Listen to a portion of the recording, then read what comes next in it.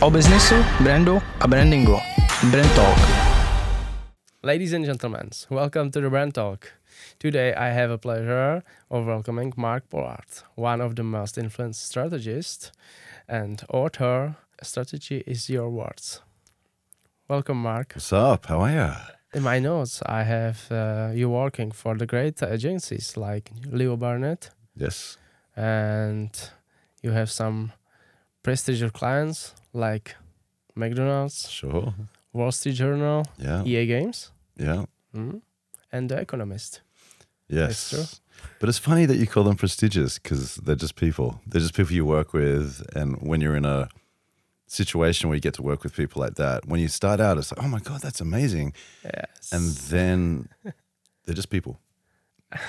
But thank you. Yeah, but you know, all is about the brands. Totally. And when the brand's biggest, it is the prestigious for I'll take audience. it. I'll take it as long as it impresses people more than my $5 t-shirt. I love your $5 t-shirt. It's not bad. It's And comfortable. where are your glasses for the $10? They're in my pocket. I got 3 for $10. So they're less than $10 each. It will be great and funny today. It's not that I'm cheap. I just, Yeah. When we started, I can tell about your career. When you started, like a strategist, and how you become it. Yeah, so I wasn't a full-time strategist in the industry until I was 28 years old. But growing up, I played chess. Okay. I did play soccer, football. We didn't have what was available now, but I was a midfielder. And in basketball, I was a point guard. So I liked making decisions that would help other people succeed. I know that. I know that's sort of in me quite a lot. When I was 20, I was working in digital agencies. I was doing user experience, information architecture for prestigious companies like Levi's. Levi's was my first client. I was like 19 or 20 and helping them create content. And they were one of the first brands in Australia, or probably in the Southern Hemisphere, to actually do content. That wasn't a common thing in 1998, a very long time ago. So yeah, the first part of my 20s, I was making a hip-hop magazine. I happened to be working in digital agencies. I never thought about having an advertising career. Got married at 25, a kid at 28, and thought that I needed to have a career and became a planner. Okay. So that's the sort of messiness that led to where I am right now. It's a great way. Yeah. It's okay. And you started in the Sydney. Yeah, I'm from Sydney. Yeah, you are from Sydney. Yeah, 13 and years in New started York, but I grew up in Sydney. Yeah. And when you Moved to New York. moved to the New York, So I'm 46 now, so I was 33. My son just turned 18. We moved here when he turned 5. So I was 33 Okay. years old. And you like your change of this market and the style of the life? I feel very conflicted. I mean, I walk around places like Prague and I'm like, this is incredible. Why don't I live somewhere like here? And New York's amazing in many ways, but it is basically a big office. And there's a lot of poverty. A lot of people are not doing well. So you're either in the office or you're not doing well, or maybe you're serving the people who are in the offices. It's kind of weird. I find it quite isolating. I find American culture very individualistic, very capitalistic. And I've benefited from those things, but I have more of a social life and I have more life when I am outside of the US. So it's a little bit complicated because I can do a good business there in a way that I couldn't do in Australia. Okay. But I pay a price. I pay a particular psychological price for that. And do you want to move back to the Sydney or? No, I don't feel drawn back to Australia just yet. It's a long way away and I like to do strange stuff. Australia is great. It's a bit strange, but there's not a big enough market for me to feed myself and my family in doing strange stuff. So I think I need to be in a different part of the world or in a cheaper part of the world. Australia has relatively high taxes, high cost of doing business and a small population a long way away from everywhere. The fact that it's a long way away from everywhere means that a lot of people want to move there because they want stability. They're coming from difficult countries. So, I respect that. But for me, I want to be in the rest of the world. Okay. It's cool, and I know you a lot traveling to the South America. Mm-hmm. Yeah, I see. Because I like reggaeton. Yeah. Reggaeton section of the interview, and then we do Brazil funk. Yeah. I love Latin America. It's a difficult place, but I love it. I see you have a lot of speakings and something like workshops in Brazil. Brazil, Ecuador, Peru, Mexico City. They're the main ones. I've done Argentina. I might be back there this year. And Chile. Yeah, I like it. Because you got to understand even from Europe, but also from Australia, everywhere's a long way away. Yeah. So I go to Latin America and I'm like, oh my God, this is amazing. Like I did a project on Brazil when I was like 8 years old. I still remember it. That doesn't mean you know Brazil. And then you go there and you're like, oh my God, I love the music and the people are very warm, very open, not cold, very open. I love Brazil funk. But they're doing it tough right now. It's a difficult country. But I do love Brazil. I love Brazilians. Brazil, yeah, okay. And there are a lot of work for strategists in Brazilians. I think strategy is struggling right now in the world, and it struggles in Latin America. There are strategists, but they struggle to get good traction. Mm-hmm. Brazil is a large country with a big population and a very good advertising industry. And there are a lot of strategists in Brazil relative to most other countries. But they're all, most of them, not all, a lot of them are struggling to get traction. Yeah. Mm-hmm. Yeah, this is maybe for me it's a difficult market. Maybe Brazil, a little bit. Yeah. Yeah. Have you done much work there? No, because just from here, that's your analysis. It's structurally different. So the way Brazil has been explained to me is that there are a few companies that own everything. Yeah. Okay. They own the media agencies and the advertising agencies and some of the entertainment brands. Okay. And that's a similar model to Japan. So there are, I believe, I don't know if it's Dentsu, but there are massive companies in Japan that own advertising agencies, media agencies. Oh, and the Olympics. Okay. Okay. That doesn't happen in the US. It doesn't happen in most parts of the world. I think Brazil's a little bit like that. And so it affects the way that things happen. Mm-hmm. Yeah. Mm-hmm. It's great. It's not great. It's not great if you're a strategist in it. Yeah. But I see your workshops and you have a lot of people on this and I like it. Yeah, I mean, the people who come to our workshops, they're just, they're good. For me, they're really good and interesting people. And they're just trying to work out how to have a life. Yeah. You know, that's it. And they feel upset that they think they have something to offer. And then they go to work every day, most days, not every day, but most days. And they're like, how do I work in this situation? And that's a global thing. Yeah, absolutely. And a lot of people struggling with, the strategist thinking and creative brief. And now we can back to your book. Yes. What inspired you to write the book? The pain, strategies, your words. Everything I do comes from trauma and pain. Pain. Yeah. what was your pain? Where it started, the pain? So, I mean, I thought about putting a book like this together when I was back in Australia. So in my early 30s, I actually put a proposal to Kickstarter when Kickstarter.com was different and they rejected it. They said it wasn't creative enough.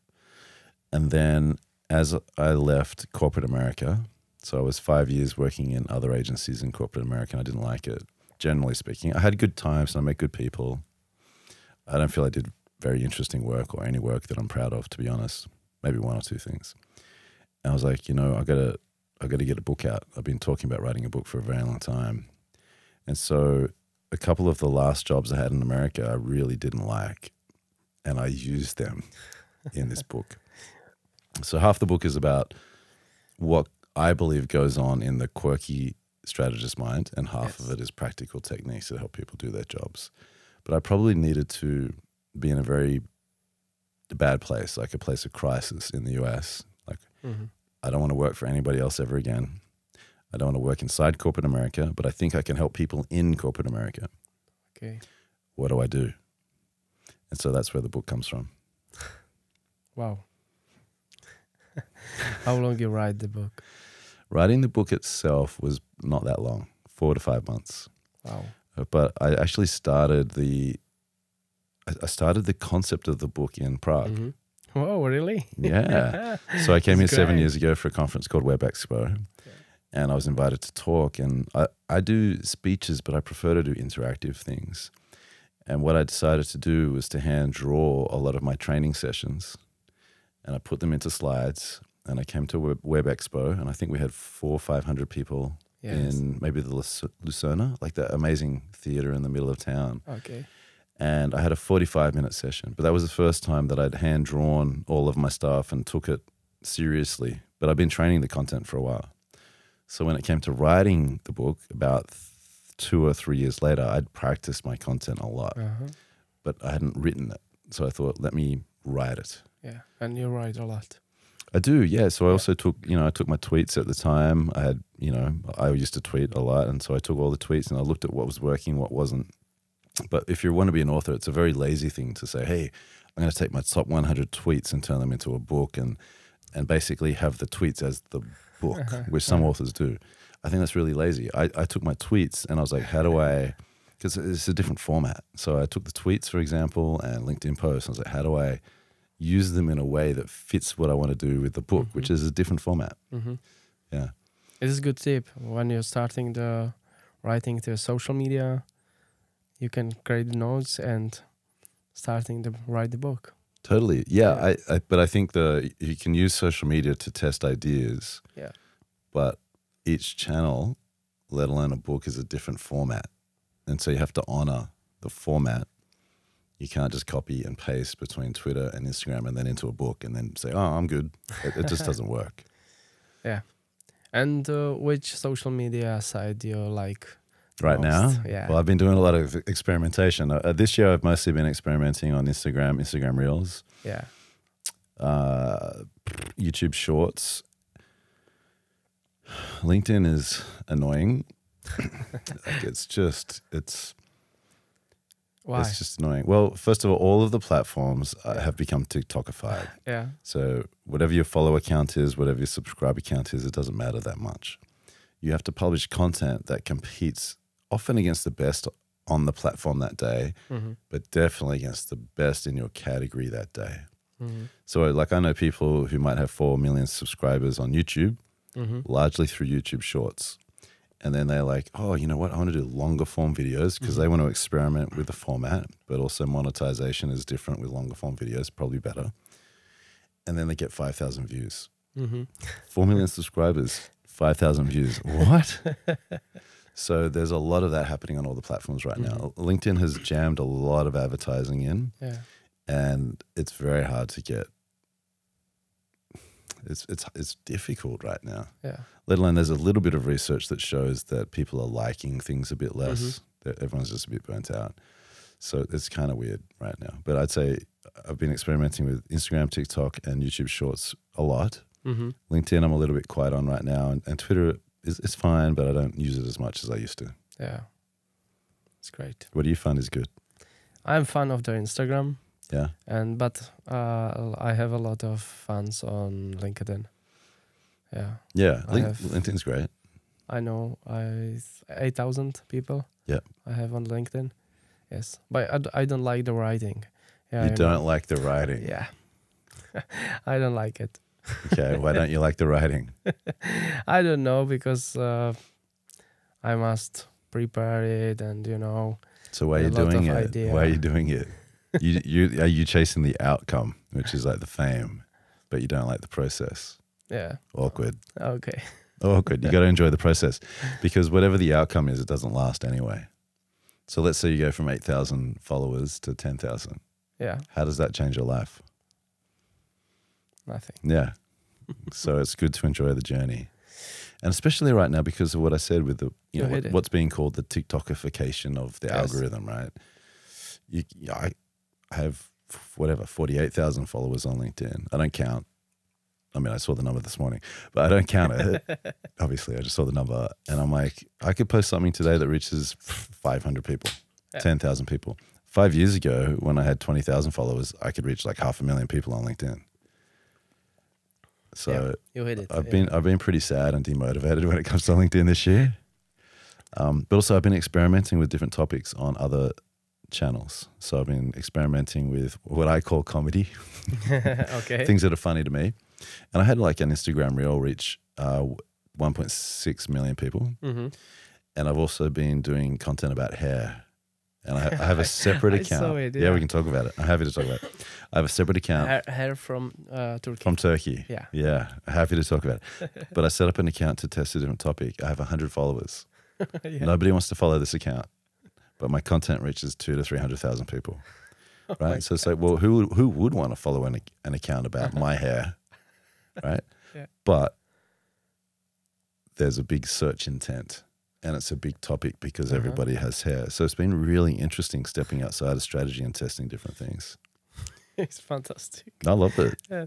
It is great because one of my hosts have the story with the hair from Turkey. Yeah. And yes, it is one of the best negotiator in Czech Republic and Europe.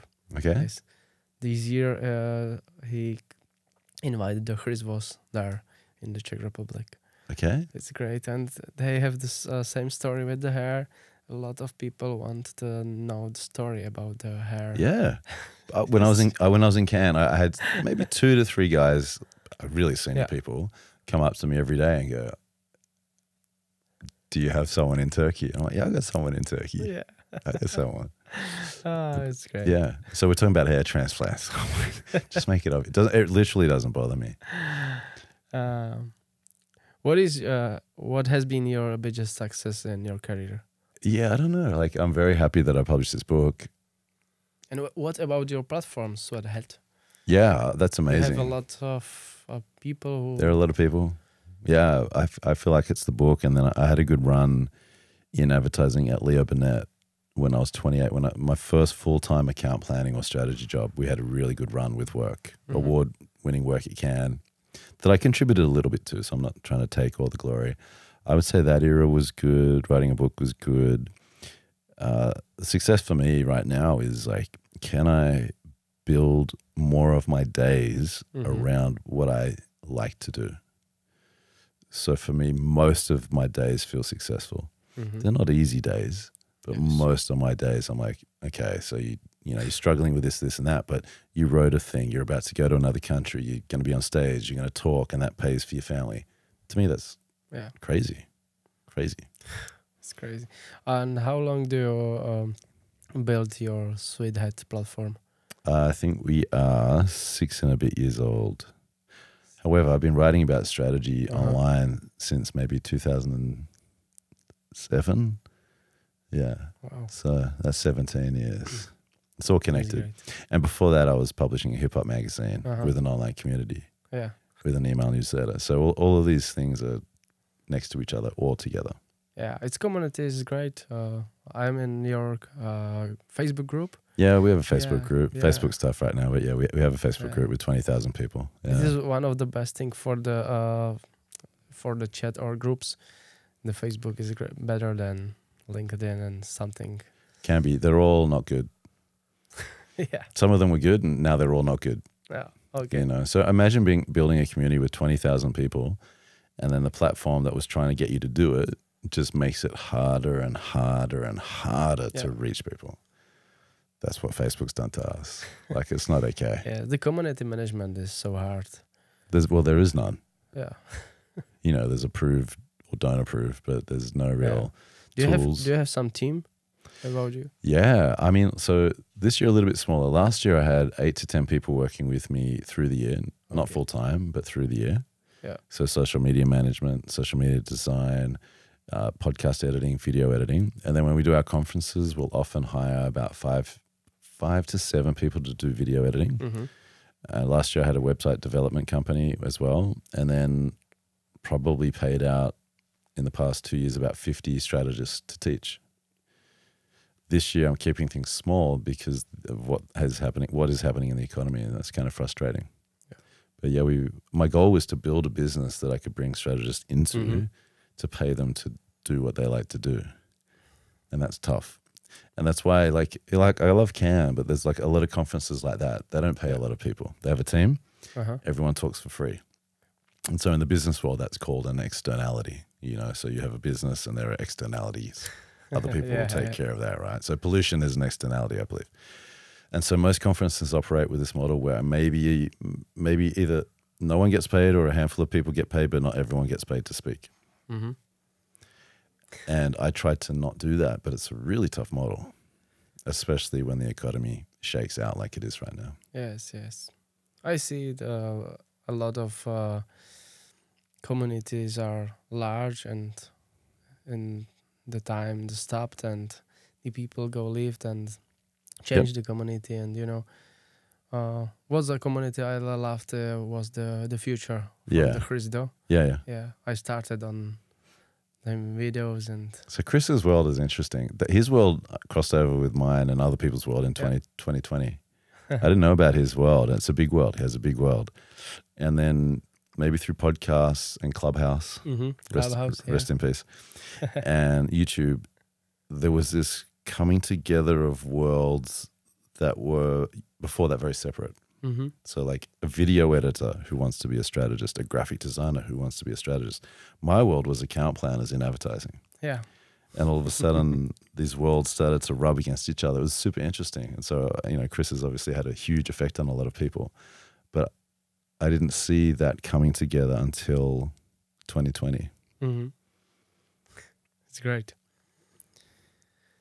I have the question. What do you think about the role of the language and word in strategic thinking?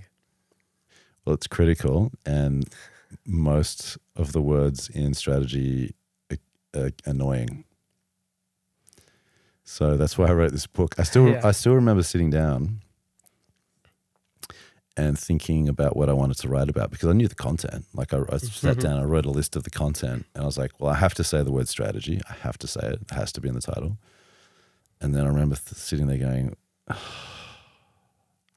it's words. And I thought, that's so obvious. Yeah. Like I thought, that's so dumb.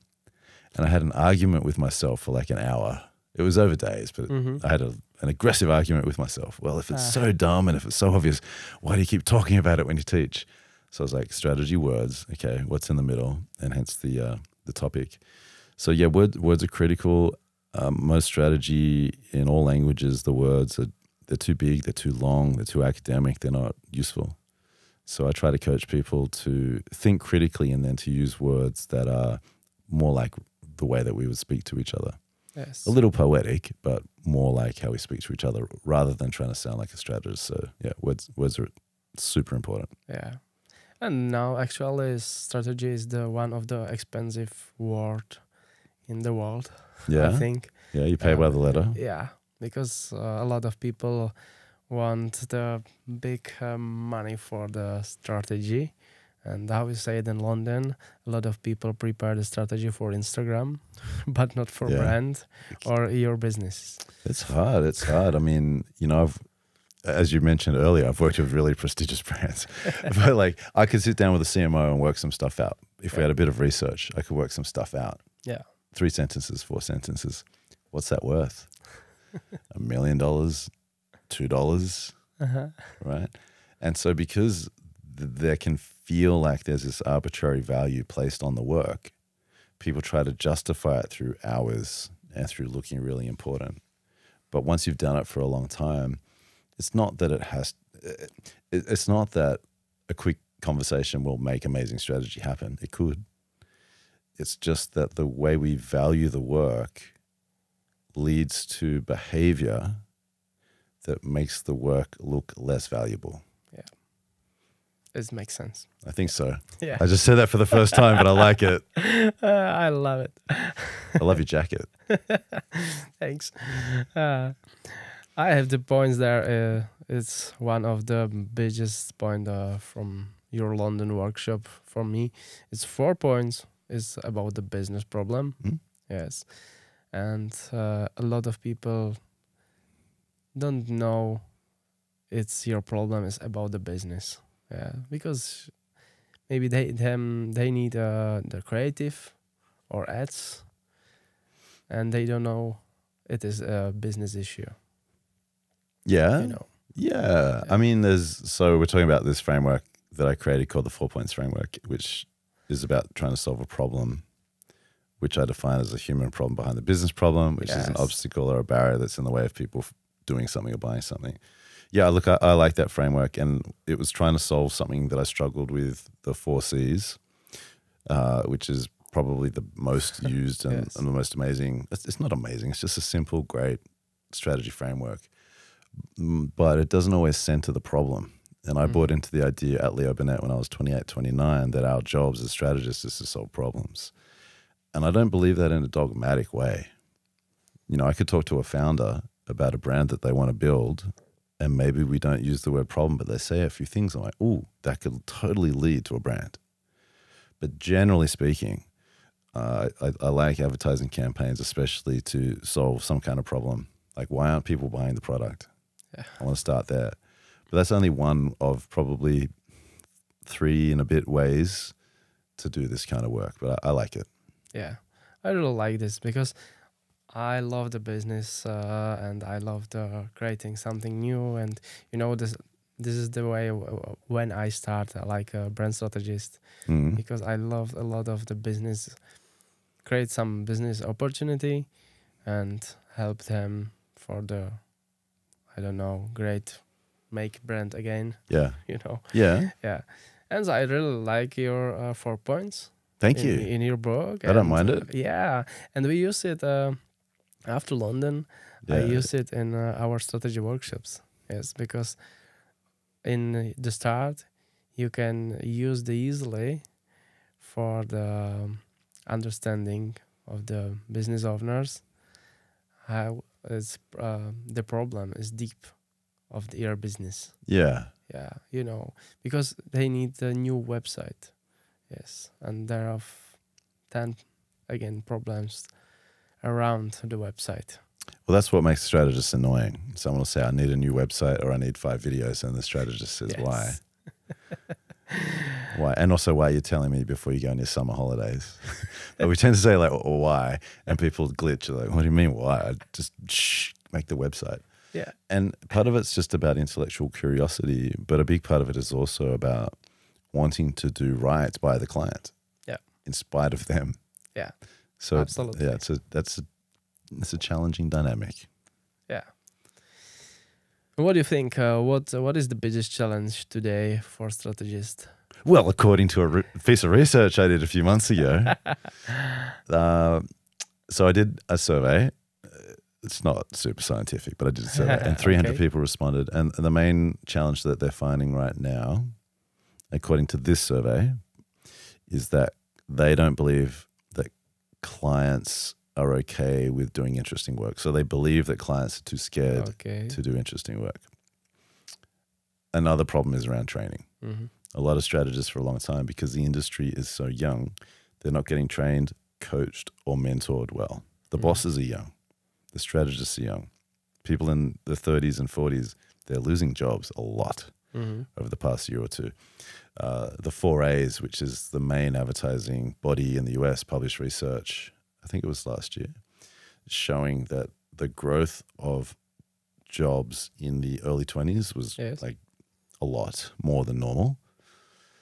And there was a decrease, I believe, in the 30s and 40s. So there's been a juniorization of the industry. This happens. It happens in cycles. Advertising is infatuated with youth and suspicious of old people. But it just leads to, you know, I work with people who are like 23 and they're the only strategist in their agency and they have no boss. Okay. Good luck with that. And it's not that it's impossible, but there's a lot of that, you know. Yeah. And what do you think about using the AI in the strategist work? I mean, what do I think about it? Whatever gets you where you need to go is fine. I think, you know, I'm not going to say anything that hasn't been said about AI, where creatively it's not there yet for the strategist. Like, it's not yet going to write an amazing creative brief. Yeah. But it's okay at finding patterns. Like, let's say you've, you know, interviewed 20 people and you ask ChatGPT to look for 5 or 10 patterns. It'll probably find 5 to 10 patterns. looking at use cases, category entry points. Like it can do some okay stuff, but what I've found when we've talked to strategists in our community is they want AI to do their timesheets and to do the things they don't want to do. Yes. And when they use it for more critical thinking and creative work, they feel that the outcome is mediocre. And then they're like, okay, so how do I use it? And then they start to talk about, I use it like an intern, like a sidekick. I'm sure that'll change. Yeah. Probably faster than we hope, but it'll probably change. Yeah, I really like the fantasy of do you know the Iron Man and the Jarvis, like the assistant? Talk to me. Yes, and theirs was the Tony Stark, and his assistant was the AI, the Jarvis. Mm-hmm. And I really like my fantasy. You can use them for your work. Now maybe we can use the ChatGPT. Maybe we see. And in our work, when we create something new, and they have the impact of this work, and can you help you? Yeah. But now I don't see a lot of help you. But maybe create something better, shorten. And some research is good when you need something. Yeah, look, I think the biggest issue right now is I believe that the market for advertising is a market for mediocre advertising. Right? Like 10% of anything is any good. Yeah. And the rest is not. So if the main market for advertising or brand is just mediocre thinking, mm-hmm. AI is great at that. Yeah. But what do all the strategists do who are selling mediocre thinking, knowingly or not? Uh-huh. So that's going to be a challenge. There's always going to be 10%, 5% of people who will push further and further and further. Because if you think about the way that humans are, we've moved around the world and we reach the edge of a continent. What do? We get on a boat and we go to another continent. We launch rocket ships into space. I really do believe that there's a group of people in any generation who will see what exists and go, we're going to go further. And they're the ones who will take all of this further. But if you're selling mediocrity, it's going to be a rough decade. It's just going to be rough. In the last month, we got one of the example when two different companies create the same concept in AI. Mm-hmm. And they have this similar ads. Yeah. Absolutely. But were they upfront about it? Did they talk about it? Like, this is what we did? Or were they pretending? It's about, how to say it, in the banking sector segment. In the Czech Republic? Yeah. Czechia, as we call it. Yeah. Back in America. Yeah, but that's problematic because then the bank, what's the bank going to think? Oh, I guess we don't need you. Yeah. Right? So what happened? I don't know because we see it in the consultancy. Yeah. Yeah, and we say, hey, it's the same like your sorry, the copying. Yeah, like twins. They copycat, yeah. Yeah. And said, oh my God, what we now do?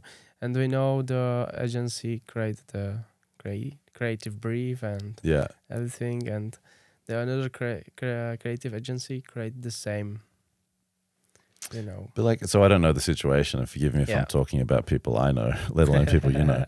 But that's a lack of creative leadership, and increasingly what we see is the wrong people are running these things. Yeah. Someone who's actually a creative leader might say, look, let's just use these tools to come up with something. And they look at what comes out and they're like, let's go further. Yeah. Maybe make the tools go further. That's fine. And then eventually they're going to push it further. So that, to me, the problem there is a lack of creative leadership. It's not AI's problem. But if you're the client, why would you hire either of them? Yeah. I wouldn't. There's a complete lack of imagination, a complete lack of leadership. And sorry if I know you. Absolutely. Can you explain your 4 points concept for for our people and strategists, how can use it in the practice? Yeah, so the 4 points framework involves problem at the top, insight on the left, advantage on the right, strategy at the bottom. You need a business issue or a personal issue. A business issue could be as simple as sales are down. A personal issue could be you're criticizing yourself a lot and that's holding you back from things you want to achieve. Okay, so you can apply these frameworks in a personal and in a professional way. The problem I define as the human problem behind the business problem. And what that means is I'm looking for an obstacle or a barrier that's in the way of people from doing something or buying something. What's their attitude? Why aren't they doing a thing? Insight is an unspoken human truth. In the 4 points framework, I want the insight to what I would call open up the problem. It's a little bit abstract, but open up the problem. Advantage is how your brand, or if it's personal, how your brand is unique and motivating in people's minds. And there's a lot of research that would argue against that. Not to lose you on this right now, but there's a lot of research that talks about how differentiation, how you're different, what your advantage is, doesn't matter that much. Yeah. But there are scholars at Oxford arguing with people at the Ehrenberg Bass Institute in South Australia about all of this. Yeah, I know. And then there's strategy. So a new way, I use the word new, a new way of seeing your thing, your brand, based on all of that. Strategy solves the problem by putting the insight and advantage together. It's all jargon, but I use it in a pretty straightforward way when I use it. Yeah. And I love the practice examples in your book about New York Knicks and Mighty Jungle. You have a lot of examples. I do have examples. Examples in your book, and it's great. You go straight to the point. Try to. Yes, you got to the problem. Yes, this business issue, the insight, the neutral of new light at the problem. Yeah. Yes, the advantage is something like loneliness. Yes, for me. Let's talk about hair transplants. Why do you think that people would not go to Turkey to get a hair transplant? In one sentence, what comes to mind? And you can't get it right or wrong. It's not a test. Okay. Which I think is also really important because I coach a lot of people and I'll ask questions. I'm like, I'm not testing you. What comes to mind? It's come to mind. I don't know. A lot of people have the problem with the hair. Yeah. So why wouldn't they go to Turkey? So they find out about Turkey being a great place to get a hair transplant. Yeah. Why wouldn't they go? Because you have good experience. No, but why wouldn't they go? Yeah, wouldn't they go? What's the barrier? What's the barrier? Just one. There could be 50, but it could be one. Oh, the money? Yeah, it could be too expensive. Okay, so what we do is we talk to people like, why wouldn't you go? Oh, it's too expensive. Yeah. I've never been to Turkey. Yeah. I'm scared of going to, people are scared of going to Turkey. Turkey's an amazing place, by the way, but some people who've never been there, they see the news, protests, etc., and they get scared. Istanbul's amazing. People get scared. Okay. You know, maybe they think the quality of medical care isn't very good. Okay. Maybe they think they're going to get ripped off. Maybe they think they're going to go there and their hair will fall out 3 months later. Okay. Right. So we just list all of these things. Yes. This is what we're trying to do. We're trying to understand the problem. And then we choose probably based on research, but possibly based on research, one that is the biggest problem. And then we dig into it, like what's causing that and what's causing that and what's causing that. And then you go from something that's relatively superficial, like, I don't know, I'm nervous about going to Turkey. Okay. To something that's more primal, more psychological, and more ripe for a creative solution. Because advertising needs to trigger an emotional reaction. I'm not into propaganda. I'm not into the manipulative forces of advertising, but just from a creative and psychological point of view, we want to start deep. And then the solution comes out of it in a way where people are like, oh, yeah, right. So, you know, we can talk hypothetically about a framework, but I always like to situate like a practical example within a framework. So people are like, oh, it's not just like intellectual. It's true. And when you know a lot of people going for the new teeth and hair to Turkey, you want to be nose jobs, boob jobs. Yeah. Great food. Yeah. Yeah. I was the last weekend in Turkey. You were? Yes. Where'd you go? On the holiday with my family, you know, Where? Antalya. Antalya. I've Yeah. never been, but it looks amazing. Yeah. Antalya, Izmir, Istanbul. Yeah. Amazing. Istanbul is on the north, yes. Yeah, Turkey's incredible. And a lot of the world, even though Turkey's like a massive country with a massive history, a lot of the world doesn't hear about it much. What I would encourage anyone who's listening to this who wants to be a strategist or wants to do better strategy is just to keep the language simple. I went to Georgia last year. We could have gone to Georgia 6 years ago. My daughter was like top 5 in chess for girls in the USA, and there was a world championship in Georgia, Yes. northeast of Turkey. I didn't know anything about Georgia. I've traveled a bit, but I was like, I don't know what's going on. And the reputation as we Googled it was you might get kidnapped. Right now, I don't know if that's true or not, but we're like, oh my God, I don't feel comfortable. Okay. And also around that time, Russia had invaded 2 parts of Georgia. Yeah.